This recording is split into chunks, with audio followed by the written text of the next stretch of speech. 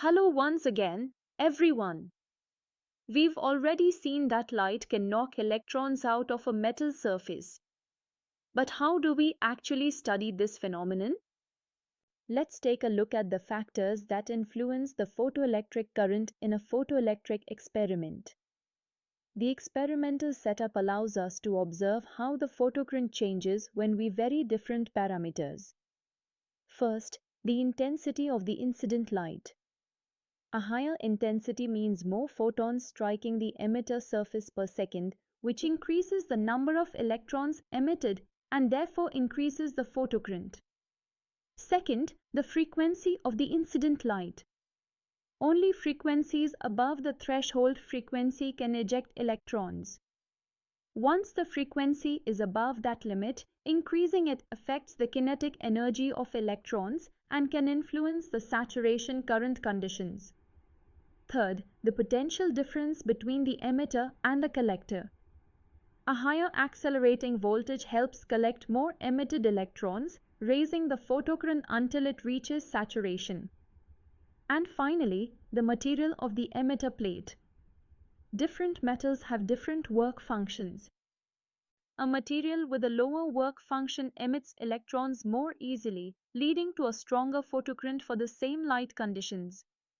So, by adjusting these parameters one at a time, we can clearly understand how the photocurrent behaves in the photoelectric effect. Now, let's explore how the intensity of light affects the photocurrent in the photoelectric effect. To study this relationship, we keep the frequency of light and the potential difference fixed and vary only the intensity of the incident light. Here's what we observe. As the intensity of light increases, the photocurrent increases linearly. More intense light means more photons striking the emitter surface every second, and that results in more electrons being emitted per second. This clearly shows that the number of emitted photoelectrons is directly proportional to the intensity of radiation. In simple terms, for a fixed frequency, photocurrent is directly proportional to the number of photoelectrons emitted per second. This is one of the key experimental laws of the photoelectric effect. Increase the intensity and the photocurrent rises proportionally as long as the frequency is above the threshold. Now let's understand what happens when we change the collector voltage in a photoelectric experiment. We start by keeping the frequency and intensity of light constant, and then we gradually increase the positive potential of the collector plate. As the collector becomes more positive, it attracts more and more photoelectrons. The photocurrent increases until a point where every emitted electron is collected. At this stage, the current becomes constant. This steady value is called the saturation current. Now, what if we reverse the polarity? If we make the collector negative, it begins to repel the electrons trying to reach it. As the negative voltage increases in magnitude, the photocurrent starts to fall and eventually reaches zero. The specific negative potential at which the photocurrent becomes zero is called the stopping potential, denoted by V0.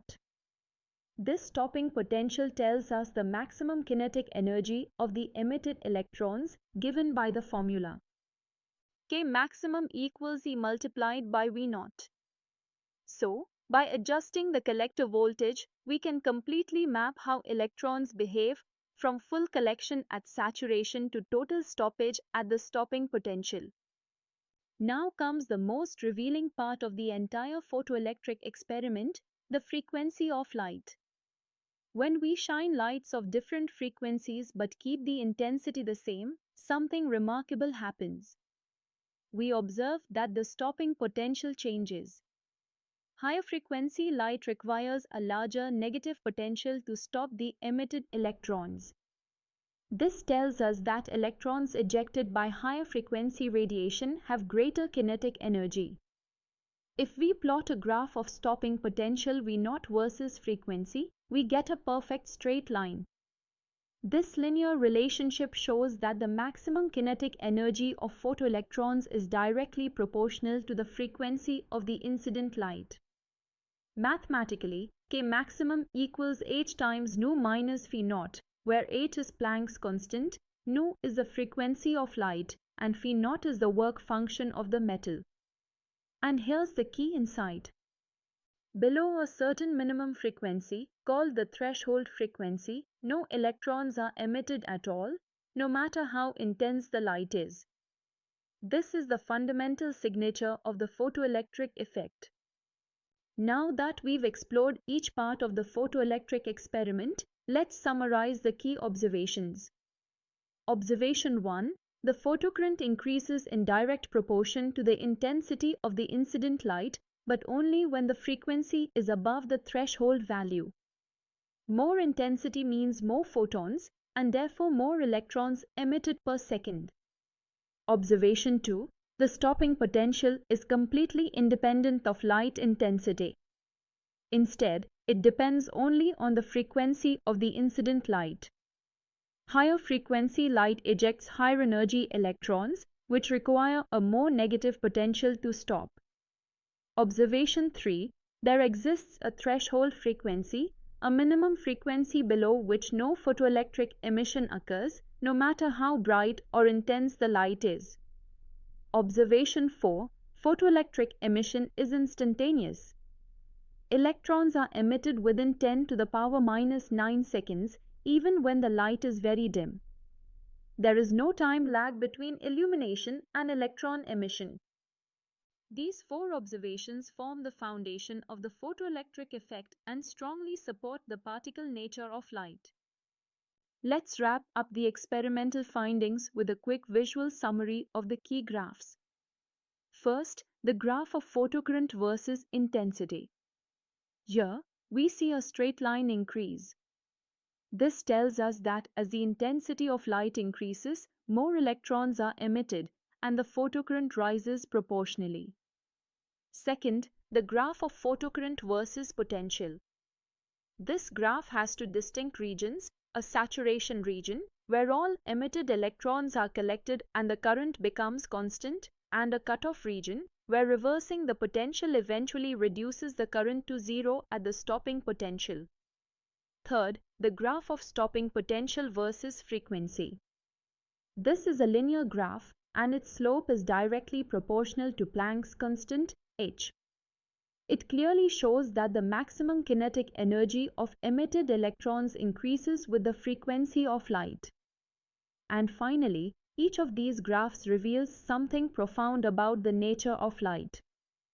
Energy transfer in the photoelectric effect is quantized, not continuous. Light interacts in discrete packets called photons, confirming its quantum behavior. Let's quickly recap the fundamental laws that emerged from the photoelectric experiment.